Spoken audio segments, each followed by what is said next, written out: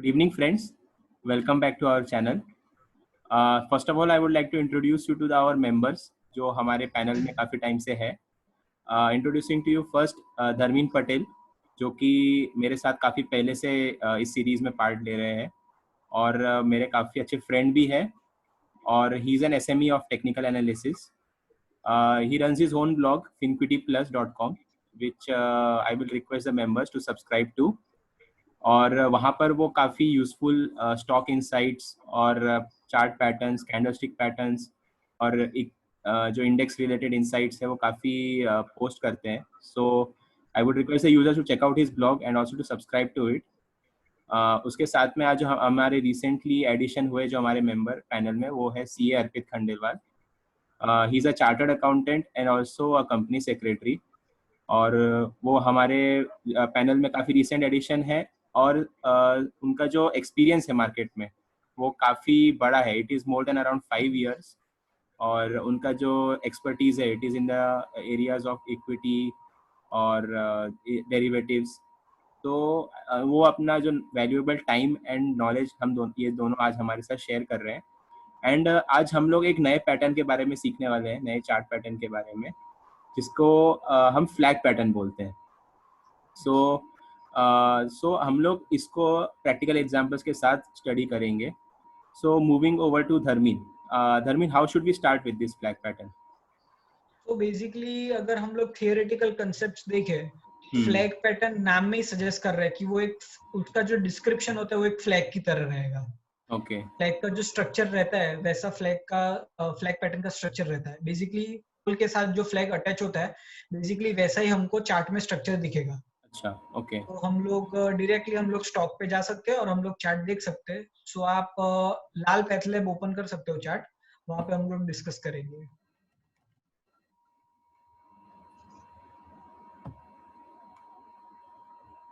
Okay. Perfect. सो जैसे मैंने पहले बताया कि बेसिकली एक फ्लैग कैसा होता है. सबसे पहले एक पोल होता है, वो पोल के टॉप पे हमको एक फ्लैग अटैच किया हुआ होता है. करेक्ट. बेसिकली अब रिसेंट में ही देख सकते हो कि ऑन 1 जुलाई से स्टॉक ने एक हैमर बनाया है, राइट. Bullish hammer. हाँ, उस टाइम के बाद स्टॉक ने बहुत अच्छी रैली दी है. अराउंड 1550 से लेके स्टॉक ने अराउंड 2020 तक की एक बहुत अच्छी रैली दिखाई हुई है. Yes, correct, right. Yes, first July से लेके 21 जुलाई तक ऑलमोस्ट अ मंथ उसने एक रैली दिखाई है. हाँ, उसके बाद स्टॉक ने एक अच्छा खासा कूल ऑफ करेक्शन बोल सकते दिया है. Right, right. फॉल नहीं बोल सकते, करेक्शन है, कूल ऑफ बोल सकते हैं. यस, इसमें आप देख सकते हो कि जो कूल ऑफ हुआ है वो आप एक फ्लैग की तरह देखोगे और जो रैली आई है वो आप पोल की तरह देखोगे. राइट. ओके. हम लोग ड्रॉ करेंगे तो व्यूअर्स को इजीली क्लियर होगा. तो हिमांशु, आप एक हॉरिजॉन्टल वर्टिकल लाइन ड्रॉ कर सकते हो from 1 July to 21 July. Yes, perfect. Yes, and आप देख सकते हो कि जो रेजिस्टेंस हमारा रहेगा फ्लैग में, बेसिकली फ्लैग में भी एक रेजिस्टेंस और एक सपोर्ट बनेगा. जैसे हम लोग रियल लाइफ फ्लैग्स में देखते हैं, 2 हॉरिजॉन्टल लाइंस रहेगी ऊपर और नीचे. यहाँ पे जो हमारा रेजिस्टेंस रहेगा वो आप देख सकते हो कि एक डाउनवर्ड्स ट्रेंड लाइन बनेगी. 21 जुलाई से लेके अगर आप उसको, हाँ परफेक्टली आप ड्रॉ करो, आपको दिखेगा कि एक vertical trend line down trend में बन रही है. Right, right. यस, ये हो गया हमारा रेजिस्टेंस. ओके. और हमारा सपोर्ट रहेगा जो अराउंड 14 जुलाई के अराउंड. यस, 17 जुलाई बेसिकली 14 से 17 के बीच में, 17 जुलाई. यस, वहां से अगर आप एक सपोर्ट ड्रॉ करोगे. यस, 14 जुलाई से. ओके. 17 जुलाई. ओके. परफेक्ट. यस, वहां के लोस को लेके अगर आप रिसेंट लो पकड़ो आपको दिख जाएगा कि एक सपोर्ट तैयार हो गया हमारे पास, एक रेजिस्टेंस तैयार हो गया और एक पोल तैयार हो गया. Yes, yes. अभी आप इसको एक विजुअलाइज कर सकते हो कि हम लोग इसको क्यों फ्लैग पैटर्न बोलते हैं. Correct, correct. ये पैटर्न है बुलिश फ्लैग पैटर्न. यस, ये पैटर्न में आप हमेशा ट्रेंड रिवर्सल एक्सपेक्ट करोगे ऊपर के लिए. Okay, right. Because it is a bullish trend reversal. Yes, hmm यहाँ पे आप देख सकते हो कि स्टॉक कभी भी बेसिकली एक कंसेप्ट पूरा सपोर्ट और रेजिस्टेंस के ऊपर ही है। अगर करेक्ट रेजिस्टेंस जो है हमारा वो हम्म रेजिस्टेंस ब्रेक किया, हम्म बट ऑब्वियसली ये ऊपर जाएगा। हाँ बट हर पैटर्न में मोस्टली हम लोग टारगेट स्टॉप लॉसेस वो सब हम एक लेके चलते हैं। बिना correct, स्टॉप लॉस बिना टारगेट कोई भी ट्रेड सक्सेसफुल नहीं रहेगा। नहीं होता इसमें बेसिकली बेसिक कंसेप्ट है, ब्रेकआउट के ऊपर आप बाय कर सकते हो। और टारगेट टारगेट इसमें आप कैसे अज्यूम करोगे, जो भी पोल की लेंथ है, ओके बेसिकली जो पोल की लेंथ है वो आप उसको ऊपर सीधा कर सकते हो। मतलब बेसिकली आप देख सकते हो कि 1550 के अराउंड, हाँ, हम्म 1540 से 1550 के अराउंड स्टॉक ने जहां से रैली चालू की है, यस यस तो यस उसने रैली दिखाई 2020 तक। हम्म हाँ, तो बेसिकली वो हो जाता है हमारा ऑलमोस्ट 1520 से लेके वो हमारा हो जाएगा ऑलमोस्ट 480 पॉइंट्स का डिफरेंस हो जाएगा। राइट 480 पॉइंट्स रहेगा वो हमारा अज्यूम्ड टारगेटेड पॉइंट्स रहेगा। हम्म बट एज यूजुअल हम मैं और अर्पित हर वीडियो में बोलते हैं कि आप कभी भी 100% टारगेट लेके मत चलो। करेक्ट आपको हमेशा 75%, मैक्स टू मैक्स 80% का आप टारगेट लेके चलो। हम्म ज्यादा ऑप्टिमिस्टिक नहीं रहना है मार्केट में, हमको एक प्रैक्टिकल वे में आगे बढ़ना है। करेक्ट करेक्ट राइट तो आप जैसे स्टॉक अपना आप देख सकते हो जो भी रेजिस्टेंस है उसको ब्रेकआउट देगा ना, आप हाँ एक्सपेक्ट कर सकते हो कि स्टॉक पर 480 पॉइंट्स रहने दो, 400 से लेके 450 पॉइंट्स की आप अपमूव एक्सपेक्ट कर सकते हो। ब्रेकआउट ओके जब भी देगा रेजिस्टेंस से। रेजिस्टेंस है आपका राइट जो स्टॉप लॉस रहेगा और आपका हम्म जो स्टॉप लॉस रहेगा वो आपका सपोर्ट पॉइंट रहेगा, जहां से एक लास्ट 3 दिन से रिवर्सल आया हुआ है वो आप स्टॉप हाँ लॉस ले लोगे, which is hmm around 1800 to 1810 के लेवल। करेक्ट करेक्ट आप देख सकते हो कि हमारा ब्रेकआउट जो है वो ऑलमोस्ट 1920 के ऊपर रहेगा, और हम्म हमारा स्टॉप लॉस जो है वो 1810 के अराउंड रहेगा। सो बेसिकली 100 पॉइंट्स का हमारा स्टॉप लॉस रहेगा। स्टॉप लॉस है हमारा जो लेवल्स है वो ऊपर ऑलमोस्ट 400 पॉइंट्स, एकदम हम्म प्रैक्टिकल व्यू हम लेके तो 400 पॉइंट्स।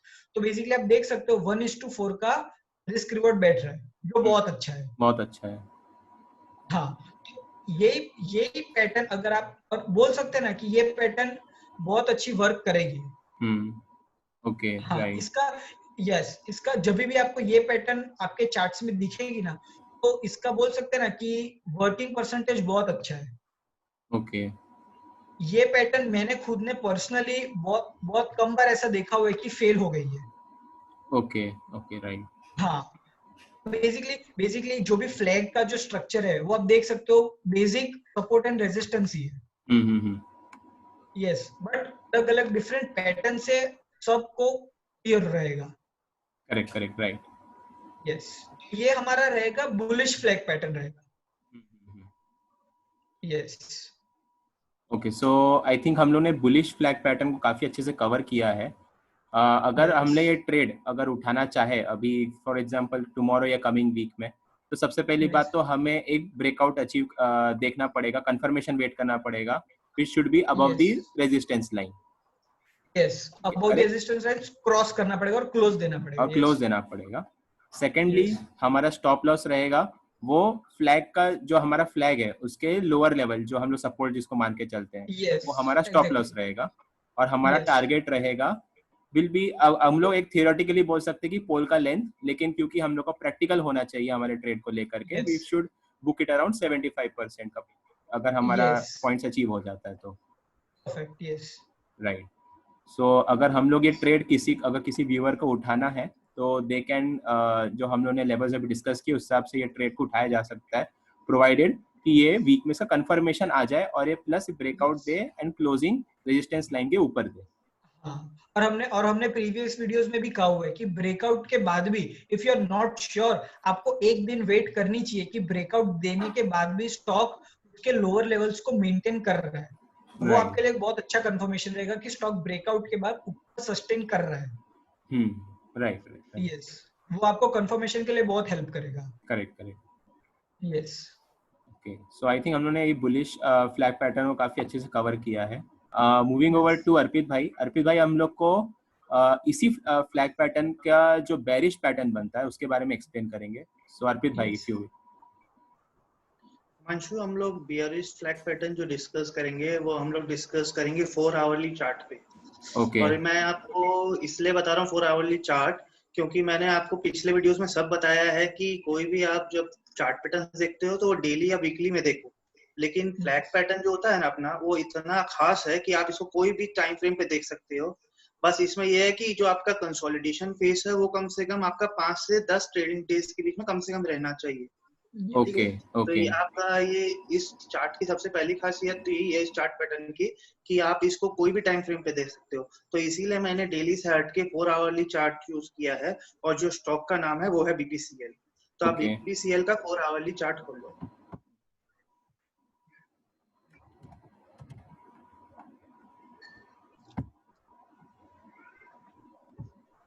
और टाइम फ्रेम रहेगा जून 2019। ओके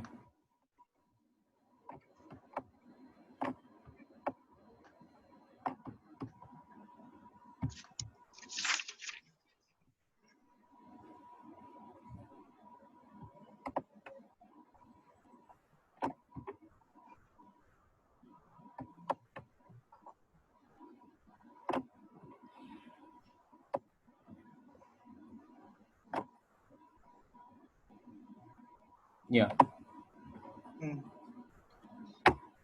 अब अपने हिमांशु देखेंगे, अब क्या अपना कर्सर लेके आओ 31 मई के कैंडल पे।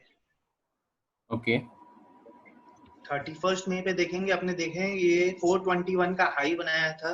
ठीक है, अब मैं आपको थोड़ा सा पहले थियोरेटिकल में समझाऊं। अपना फ्लैग पैटर्न के लिए अपने को सबसे पहले देखना पड़ता है प्रीसीडिंग जो अपना मूव है वो कैसा है।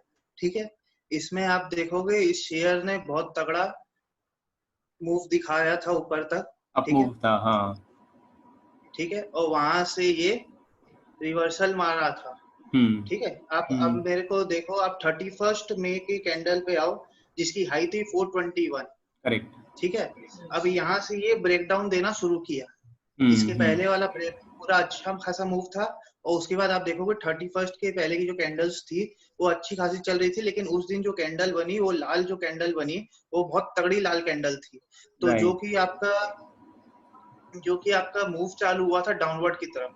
अपने देखेंगे यहाँ से जो अपना फ्लैग पोल बनना था वो यहाँ से बनना चालू हुआ था, और बना कहाँ तक था 24 जून के कैंडल तक। तो आप वहां तक एक वर्टिकल लाइन ड्रॉ कर लो।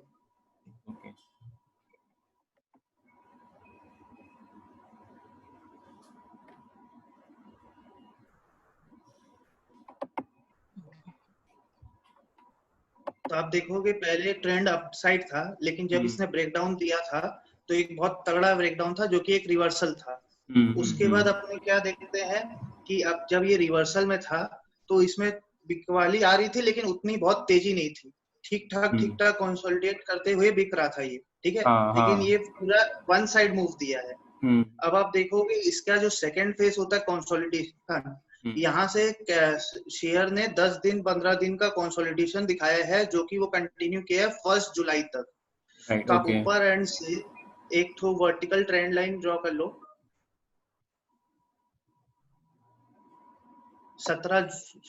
18 जून के आसपास से, और नीचे साइड में सपोर्ट बना लो आप सेम डे के कैंडल से 24 जून से नीचे का सपोर्ट बना लो आप ट्रेंड लाइन पे, और ऊपर साइड में आप 17 जून के कैंडल से एक ट्रेंड लाइन बना लो।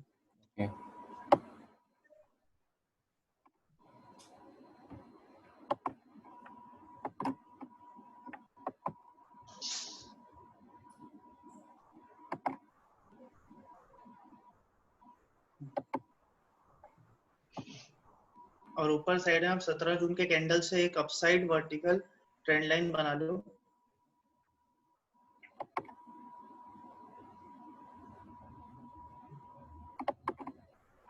हाँ, अब अपने मैं समझाता हूँ आपको। जैसे अपने ये देखिए कंसोलिडेट हो रहा है, आपका फ्लैग का मतलब ही है कि कोई भी शेयर एक वन साइड मूव के बाद कंसोलिडेशन रेंज में चला गया है, जो कि नैरो प्राइस मूवमेंट में है।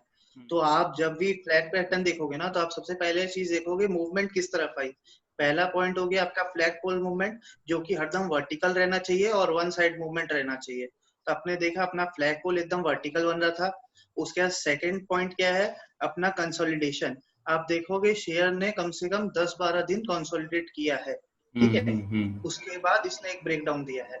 अब आप देखोगे बियरिश फ्लैग पैटर्न की सबसे अच्छी खासियत ये है कि जैसे आप कोई भी बियरिश पैटर्न देखोगे ना, उसमें आप देखोगे वॉल्यूम इक्वाली में बहुत हो जाती है, ठीक है। लेकिन आप देखोगे इसमें जब अपना पहला फ्लैग पोल जो बनाया है उसका वॉल्यूम देखो और कंसोलिडेशन फेज का वॉल्यूम देखो, दोनों आपको सिमिलर दिखेगा, ठीक है।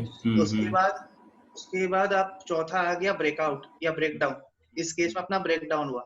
आप देखोगे जब भी कोई शेयर ब्रेकआउट या ब्रेकडाउन करता है तो उसमें वॉल्यूम सर्ज बहुत तगड़ी होती है, जैसे मैंने आपको हर चार्ट पैटर्न में बताया। लेकिन फ्लैग पैटर्न में आप देखोगे कोई भी ब्रेकआउट या ब्रेकडाउन आपको वॉल्यूम के साथ नहीं मिलेगा, वो आपको धीरे धीरे ही मिलेगा। ये एक खासियत है कि आपको ये चार्ट पैटर्न बहुत रिलायबल इसीलिए हो जाता है, और आपको कोई भी ब्रेकडाउन या ब्रेकआउट में इतनी तगड़ी मूव नहीं देता, तो आप उसमें एंट्री कभी भी मतलब 2-5 पॉइंट अगर आप मिस करते हो कोई शेयर में तो आप उसको एंट्री कर सकते हो। ये नहीं कि ये ब्रेकडाउन या ब्रेकआउट के बाद एक ही दिन में उतना मूव दिखा दे, जैसे अपना अलग चार्ट पैटर्न जो कि ब्रेकआउट या ब्रेकडाउन पे दिखाते हैं, ठीक है। आपका चौथा पॉइंट तो आपको ये देखना है कि ब्रेकडाउन या ब्रेकआउट कहाँ आ रहा है, ठीक है। इसमें आप देखोगे जैसे ब्रेकडाउन आ रहा है आपका 1 जुलाई का जो कैंडल खत्म हुआ था, उसके बाद ने एक ब्रेकडाउन चालू किया था। आप देखोगे ब्रेकडाउन पे इसने एक मारूबोजू कैंडल बनाया था, लेकिन तो भी इसमें वॉल्यूम सर्ज नहीं थी, तो अपना कैंडल ही खुद सिग्निफाई कर रहा था कि ये एक डाउन ट्रेंड वापस चालू हो रहा है। तो अपना जो कंसोलिडेशन फेज होता है ना, उसको अपने बोलते हैं मिड पॉइंट, और उसके बाद जो ब्रेकडाउन आता है उसको अपने बोलते हैं कंटिन्यूअस मूवमेंट। कंटिन्यूअस मूवमेंट क्या चीज का? जो अपना पोल था फ्लैग पोल, उसका कंटिन्यूअस मूवमेंट। तो आपका जो वो कंसोलिडेशन फेज था वो एक्चुअली फ्लैग पैटर्न का एक मिड पॉइंट ही था, ठीक है। तो आपका जो ब्रेकडाउन आएगा वो आप कैंडल से समझ लो, जैसे अपने ये अगर यही कैंडल मारूबोजू के बदले डोजी होता तो अपने को 1-2-3 दिन देखना पड़ता मूव कहाँ पे है। तो ये तो पहले एक कंफर्मेशन हो गया था। उसके बाद आप सेकंड कैंडल भी देखोगे तो वो एक कंफर्मेशन कैंडल कही जाती है। तो आप जब भी ब्रेकडाउन आता है उसके बाद 1-2 दिन की कैंडल आप इसमें देख सकते हो, क्योंकि वॉल्यूम सर्च के साथ ब्रेकआउट या ब्रेकडाउन नहीं आता है। तो आप 1-2 दिन इसमें वेट करके भी आप चेक कर सकते हो।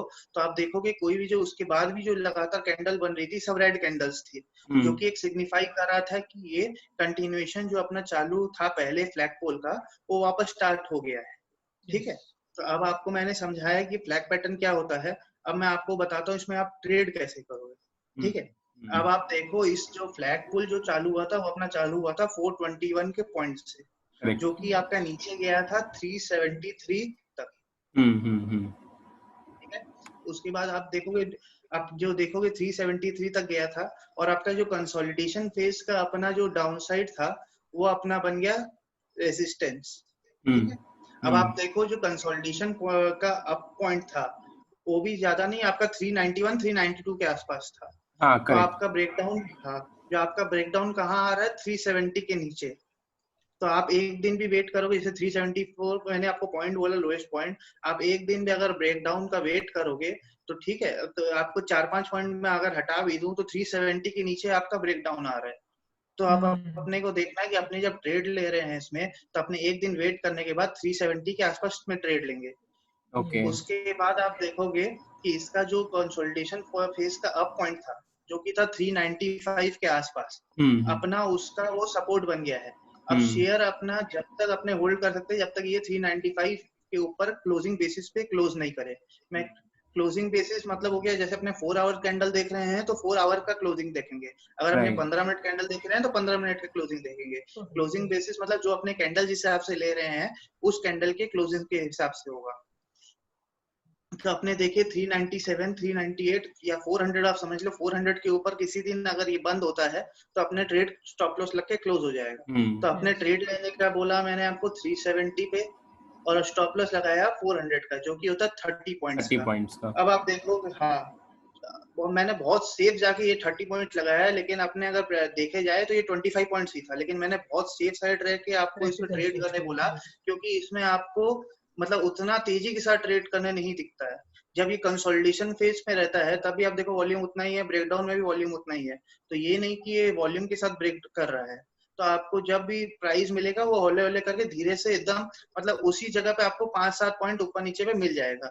तो आप अपने देखें ये जो फ्लैग पोल का अपना जो पूरा लेंथ था वो था 65 पॉइंट्स के आसपास का, और मैंने आपको बोला है स्टॉप लॉस आप 30 पॉइंट्स का लगाए, तो अपने सेफ भी जा रहे हैं। तो ये रिस्क रिवॉर्ड बहुत अच्छा 1:2.5 प्लस का बनता है। और अगर मैं पूरा अगर स्ट्रक्चर लेके चलूं जहां से ब्रेकडाउन आ रहा है तो ये अपना रिस्क रिवार्ड आता है 1:4 का। That's it. ओके। अच्छा, एक इसमें चीज नोटिस में आती है हमारे कि जो हमारा जब पोल बनता है और साथ में जब उसके बाद कंसोलिडेशन होता है तो उसमें जो वॉल्यूम्स है वो ऑलमोस्ट सिमिलर है। इसमें इसका क्या रीजन है अर्पित भाई? हाँ, ये मैं आपको बताता हूँ। आप जैसे बुलिश चार्ट पैटर्न में आपने देखा होगा कि जो अपना राइज आया था फ्लैगपोल में वो एक वॉल्यूम सर्च के साथ आया था और कंसोलिडेशन में वॉल्यूम ड्राई अप हो गया था। लेकिन आप इसमें देखोगे कि आपका जो मैंने आपको स्टार्टिंग में बताया कि फ्लैग का जो वॉल्यूम था कंसोलिडेशन का जो वॉल्यूम था वो बराबर रहता है। इसका एक ही कारण रहता है, जब आपका रिवर्सल आया था जैसे मैंने आपको बताया था 421 के पहले आप देखोगे पूरा एक वन ट्रेंड में चल रहा था, ठीक है।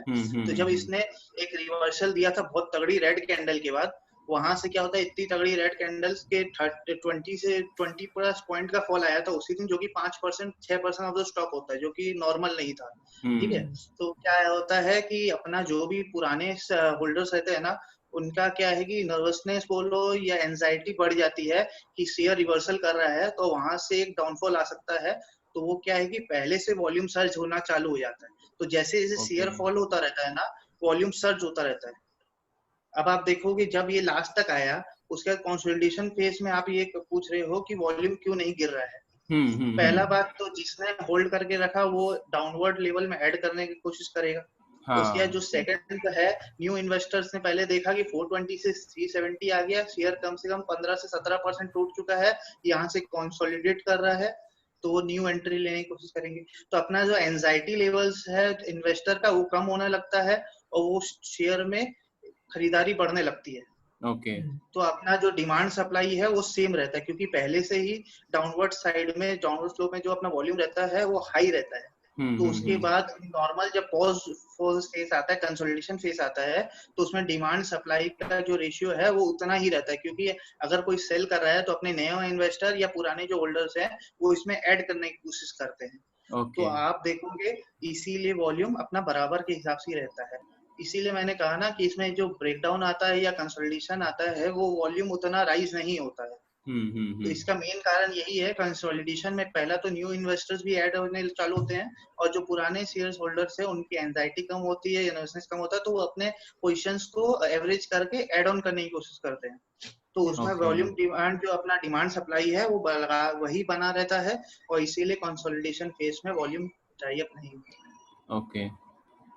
ये हम लोग जब फेज खत्म होता है, जब फ्लैग बनना खत्म हो जाता है, उसके बाद भी वॉल्यूम जो है वो एवरेज जितना ही है, क्योंकि आप देखेंगे ना जो वॉल्यूम्स है वो एवरेज या उससे लोअर ही रहा है ऑलमोस्ट एवरी टाइम। अगर इफ यू परमिट मैं लालपात लैब का चार्ट खोलता हूँ।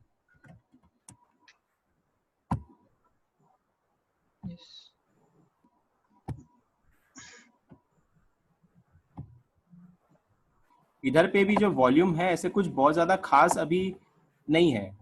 तो आई थिंक अगर हम लोग इसका ब्रेकआउट का हम लोग वेट करें, जैसे कि हम लोग ने बाकी सारे चार्ट पैटर्न से बात किया कि ब्रेकआउट अचीव होता है तो अब जैसे हम लोगों ने बोला कि रेजिस्टेंस लाइन क्रॉस करेगा, रेजिस्टेंस के ऊपर क्लोजिंग देगा, और हम लोग साथ में ये भी बोलते हैं कि क्लोजिंग वॉल्यूम्स भी बहुत हाई होंगे। तो क्या हम लोग ये चीज अभी भी बोल सकते हैं, इस पैटर्न में भी बोल सकते हैं कि इस पे भी जब ये क्लोजिंग देगा अबव द रेजिस्टेंस लाइन तो उस टाइम पे भी इसकी वॉल्यूम बहुत हाई होगी, या वो एवरेज वॉल्यूम ही मेंटेन करके रखेगा? वो जनरली फ्लैग पैटर्न में जो अपनी वॉल्यूम रहती है वो बहुत ज्यादा तेजी के साथ वॉल्यूम सर्ज नहीं आता है। यही एक खासियत है, मैंने आपको स्टार्टिंग में भी कहा था कि फ्लैग पैटर्न की एक खासियत है कि इसमें वॉल्यूम सर्ज बहुत तेजी से नहीं आती है। लेकिन आप इसमें देखो कि कंसोलिडेशन फेज में अपमूव में जो वॉल्यूम थी कंसोलिडेशन में पूरी ड्राई अप हो गई थी, लेकिन बीपीसीएल में मैंने आपको दिखाया कि वॉल्यूम एकदम बराबर थी। तो जो मैंने एक्सप्लेनेशन दिया उसी कारण वो रहती है। इसमें क्या है कि एक अपमूव के बाद जो डाउनफॉल आ रहा है उसमें भी क्या है, आदमी पहले तो इतना अच्छा स्टॉक है तो ट्रेल करके रखता है, ठीक है। उसके बाद जब कंसोलिडेशन फेज में रहता है तो आदमी को लगता है रिवर्सल आ रहा है, तो उतना बाइंग इसमें होती नहीं है, ना ही उसमें सेलिंग रहती है, क्योंकि वो पूरा एक ही रेंज में अटका हुआ रहता है। लेकिन अपना कोई भी रिवर्सल चार्ट आता है तो उसमें लेकिन सेलिंग बहुत तगड़ी आती है तो वॉल्यूम आता है। लेकिन अपना ये जो वन साइड मूव के बाद बियरिश पैटर्न बनता है तो उसमें कंसोलिडेशन फेज में इसीलिए वॉल्यूम एकदम अटका हुआ रहता है। और इसमें ब्रेकआउट और ब्रेकडाउन का आप जो बात बोल रहे हो, इसमें इसीलिए मैंने कहा एक एक्स्ट्रा पॉइंट ऐड किया कि ब्रेकआउट या ब्रेकडाउन के बाद आप 2 दिन का अपना देखो कि वो लेवल्स अपने टूट रहा है कि नहीं टूट रहा है। अगर ऊपर लेवल से बिकवाली आ रही है, लगातार कोई डोजी फॉर्म कर रहा है कोई भी कैंडल 2-3 दिन, तो उस शेयर को पहले वेट एंड वॉच करना चाहिए, चाहे उसमें रिस्क रिवार्ड थोड़ा कम बने, लेकिन उसको वेट एंड वॉच करके लेना चाहिए, क्योंकि इसमें वॉल्यूम का सपोर्ट अपने को उतना नहीं दिखता है। बहुत सर्ज के साथ डाउनफॉल या ब्रेकआउट नहीं आता है। तो कहने का मतलब ये है कि इसमें हम लोग को वॉल्यूम का जो पॉइंट है वो कंफर्मेशन के लिए मिलेगा, ऐसा हम लोग श्योरिटी के साथ नहीं कह सकते हैं। तो हम लोग को एक दो कैंडल बनने का वेट करना चाहिए। इसलिए मैंने आपको कहा, जैसे आप देखोगे उसमें जो ब्रेकआउट दिया था या मतलब ब्रेकडाउन दिया था बीपीसीएल में, वो मोरोबोजी कैंडल के साथ था, क्योंकि एक खुद ही एक कंफर्मेशन होता है एक डाउनफॉल का या continuation pattern of the downfall का। तो आप उसी हिसाब से आप कैंडल देखो, अगर इसमें नॉर्मल कैंडल्स या कोई अच्छी तगड़ी ग्रीन मोरोबोजी बने तो आप होल्ड करो। अगर आपको रिवर्सल पैटर्न या फिर डोजी बनते हुए लिखे लगातार 2-3 दिन की अपवर्ड मूवमेंट से प्रेशर आ रहा है, तब उसको थोड़ा रुक के वेट एंड वॉच करके उसमें पोजीशन लेनी चाहिए। ओके। सो आई थिंक हम लोग ने ये फ्लैग पैटर्न्स को काफी अच्छे से कवर किया आज के दिन में। हम लोग ने जो फ्लैग पैटर्न्स के 2 तरीके, बेरिश फ्लैग पैटर्न और बुलिश फ्लैग पैटर्न, दोनों उन्होंने सीखा। थैंक्स टू अर्पित भाई एंड धर्मीन भाई for sparing your valuable time and knowledge with us. और हम लोग फिर से नेक्स्ट वीक मिलेंगे कुछ नया सीखने के लिए, और हम लोग सीखेंगे अर्पित भाई एंड धर्मीन भाई से।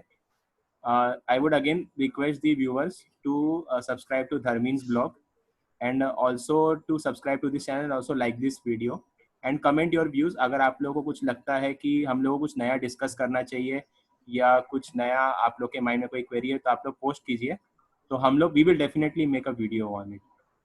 So for now I think it's time to say bye। So bye bye। Bye bye।